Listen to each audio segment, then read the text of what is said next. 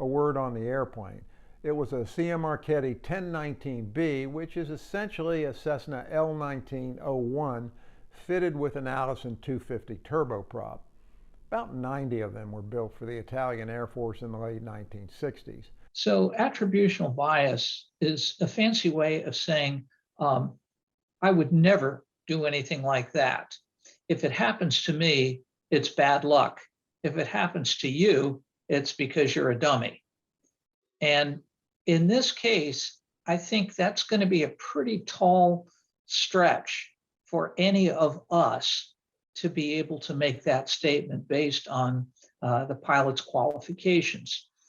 And as you and I have discussed, the military is very good about prepping people for working in high-risk environments. Not that we consider flying necessarily a high-risk environment, although it certainly can be. And the fact that this incident occurred under what I think most of us would agree are benign circumstances, then you get to thinking, okay, so how am I vulnerable in all of this? And there are four different ways that you can address problems. First is with training, and we all understand about that.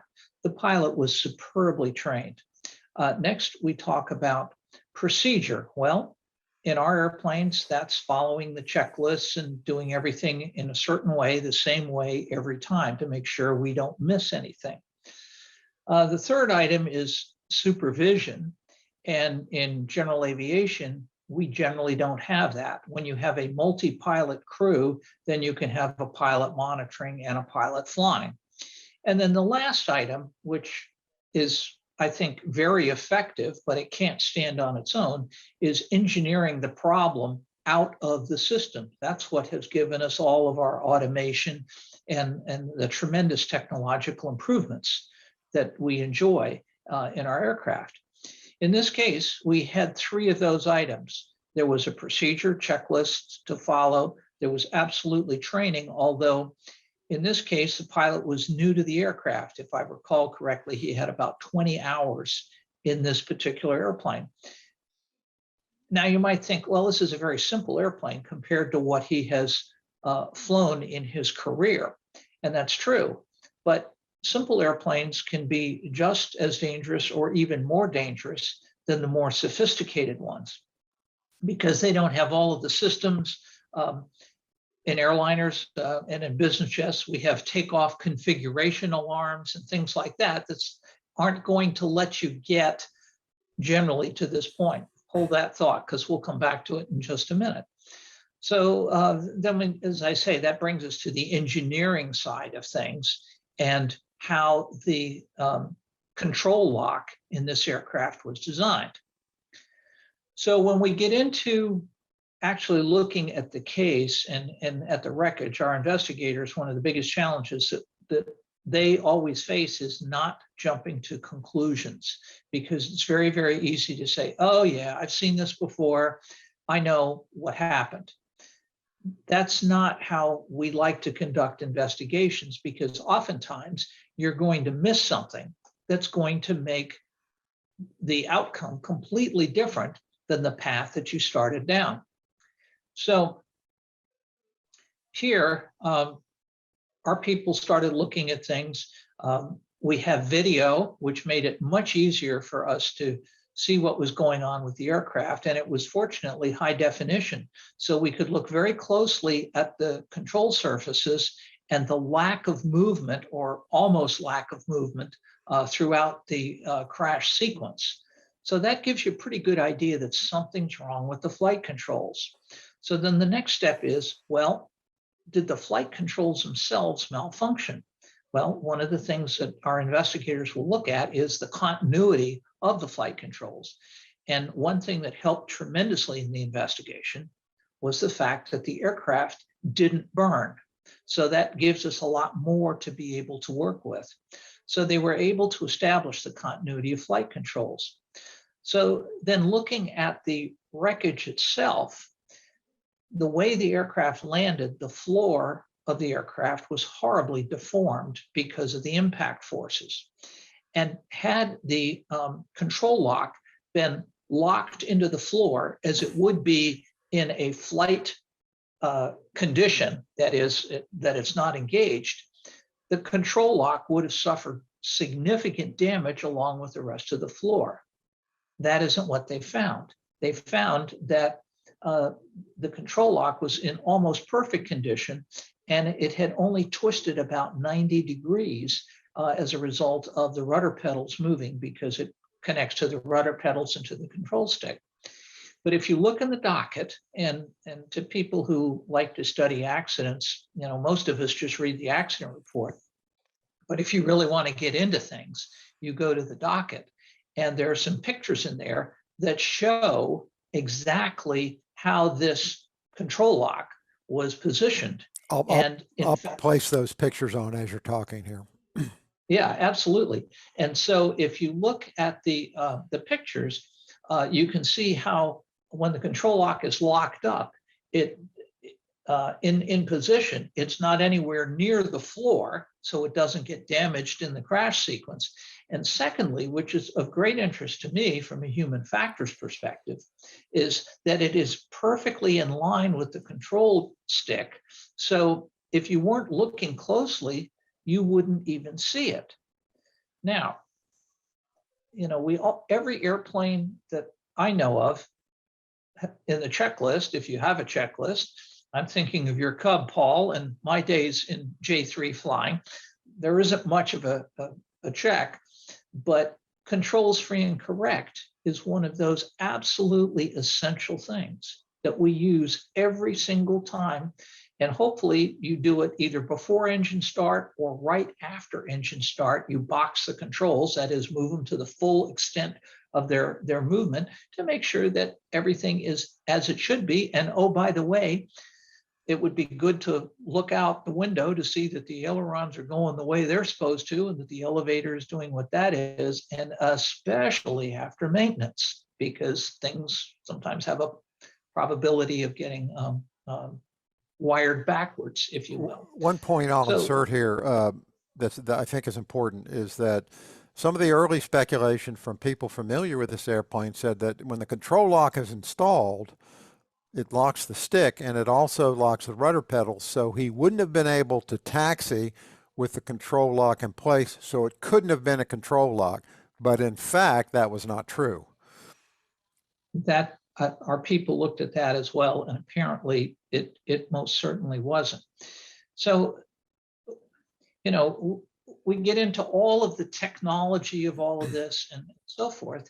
And the thing that it brings to me is that there are certain things that we have to do procedurally every time we fly.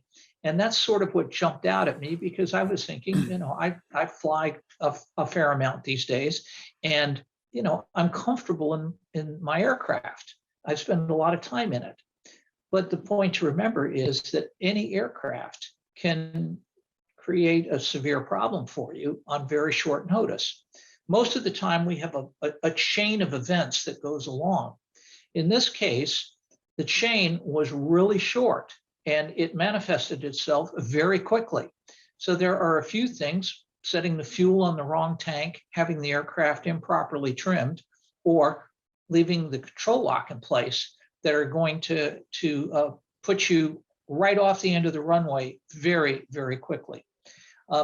If you look at the report, and I don't remember if it's the report or the docket, the investigators interviewed another pilot who said the same thing happened to him. He didn't actually see the lock in place, and he got airborne and then suddenly realized, oh, this is bad, and was fortunately able to disconnect it before the airplane hit the ground. So this is not completely unknown. From an engineering perspective, I would say, it would be nice if we made those control locks a little more visible. Well, which now leads. Go ahead. Well, you probably can't say this as an NTSB vice chairman, but I can. The design of that control lock is horrible. It almost is a setup for this kind of accident. And I'll show the picture again. When you look down on that from where you're You sitting, can't see it. you can't see unless you're really looking for it. And the ends of the control lock that engage with the rudders would be away from your feet, so you wouldn't necessarily feel it, and the rudders would operate sufficient to be able to taxi. I can say it. I think it's a poor design. And yeah, it works when everything falls into place exactly. But we have to design things so as much to get the human factor out of the accident chain of events. And I like to say that you design these things for the bottom. We should design aircraft for the bottom half of the bell-shaped curve. We can't say this about this pilot. He was at the absolute tippy top of the curve. Correct. So that doesn't apply. So I think there are some real takeaways. One other thing, while we're discussing control locks, and I don't want to let the opportunity get away from us. You may recall some years ago a Gulfstream G4 went off the end of the runway at Bedford, Massachusetts, because the control lock was left in place. And the crew was they never checked it on the checklist. We had a cockpit voice recorder and a flight data recorder that survived the crash.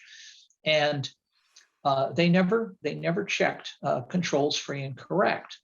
Now, Gulfstream, to their credit, had designed the aircraft so that if you didn't disengage the control lock, you could only advance the throttles or thrust levers to a fast taxi level. You would not get anywhere near enough power to get the airplane moving very quickly. Unfortunately, the interlock failed.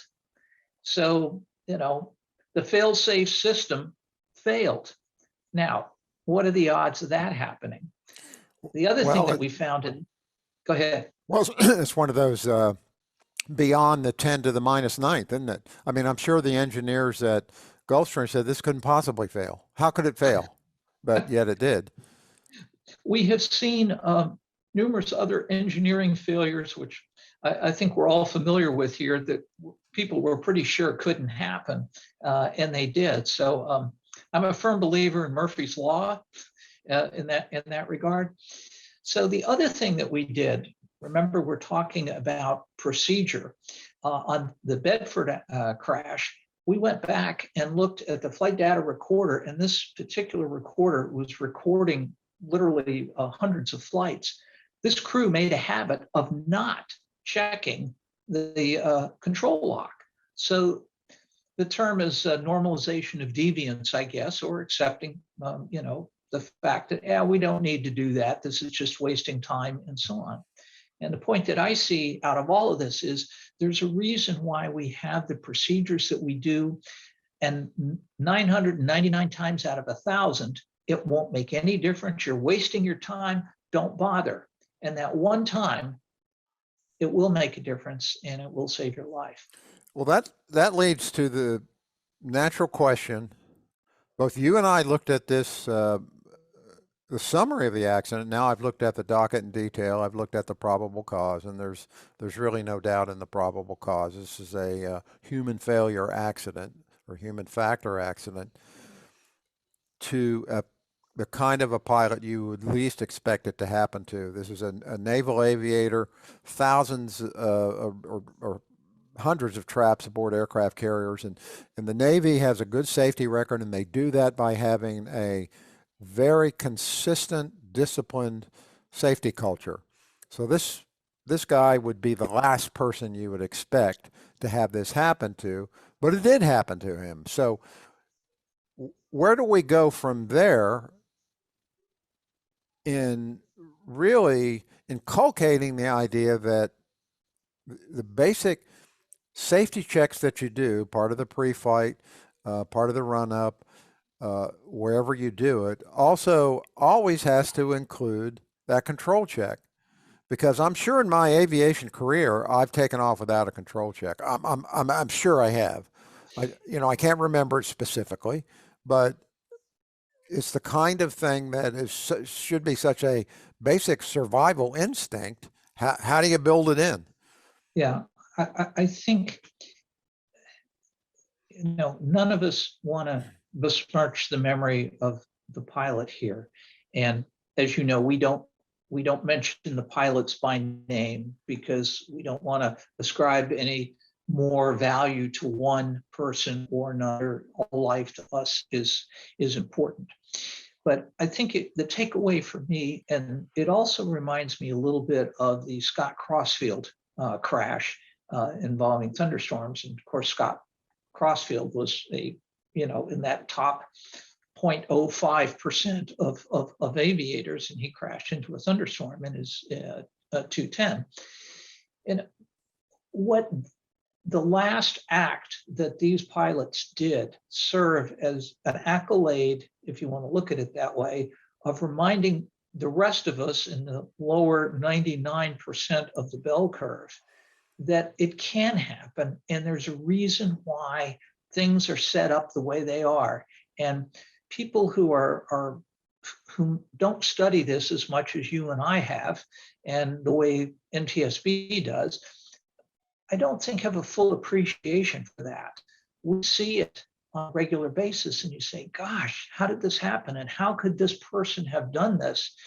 And I know for me, I will never look at a control lock check or making sure control's free and correct in the same way ever again. You have to have a good control lock that will make it very, very difficult for you to overlook. There's a reason why the equipment is designed the way it is. And when you start freelancing on some of this stuff and say, oh, I'm better than that, I don't need to. As I say, I wouldn't say regularly, but probably every year or so, we'll come across a crash where somebody used a makeshift control lock. And you think, the cost benefit analysis just doesn't work. Well, that's aviation for you. I mean, I will admit, I'm very discouraged by the details of this accident and others because this is not something that hasn't happened before. We've addressed this. I mean, I've been writing about safety things for 35 years. We've covered this ground before, and numerous times. There's nothing particularly inventive in any of the accidents I'm seeing that, oh, there's one we haven't seen before. We've seen just about everything before. And this is just another version of that. Perhaps you can encourage me. We make the distinction between crash and accident. This was something I learned when I came to the board. And when you ask people, they think they're generally synonymous. They're not. An accident is something that's unforeseen and unpredictable. A crash is something we know what happened, we know why it happened, and we know how to prevent it. And in all of the modes that we investigate, highway, rail, marine, aviation, 99% of what we investigate are crashes. We've seen it before, we know how to prevent it. I guess I would also respond to your frustration in the fact that we always have new people coming in. When we talk about the old, bold pilot thing, the old pilots, with some exceptions, have generally learned either vicariously or directly that things can go wrong and they can go wrong pretty quickly. And so you need to get to this point.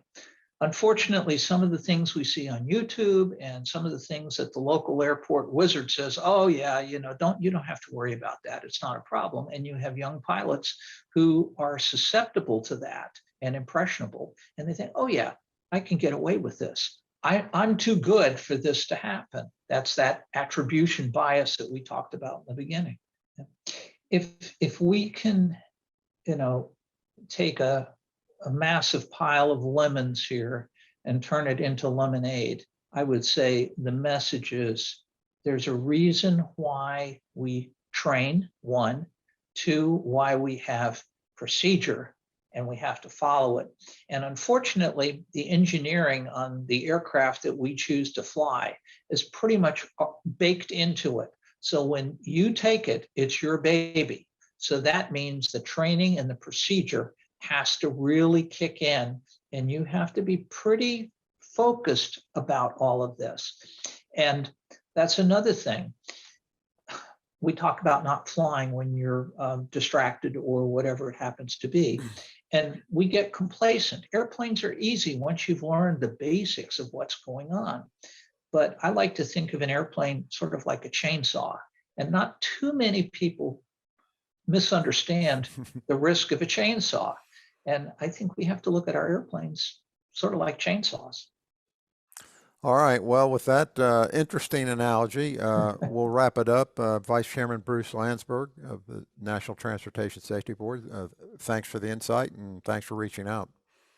Thanks very much, Paul, and safe flights to you. Thanks. Same to you.